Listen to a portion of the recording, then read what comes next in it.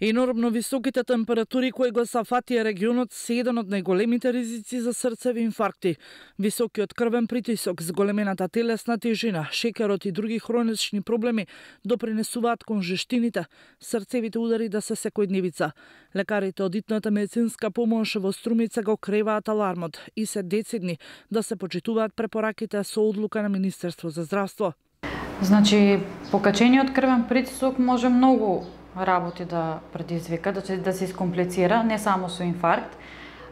Кога има пациенти со покачен крвен притисок, прво треба да се испијат својата редовна терапија, по потреба да испијат и диуретик, значи тоа се лекови кои што им се препишани од нивните матични лекари или од нивниот интернист. Ако гледаат дека нивниот притисок не се намалува, тогаш може да звонат на 194, да ги посетиме, да дадеме соодветна терапија или ако треба, ако се работи за нешто поозбилно, како мозочен удар, како инфаркт, да направиме и транспорт.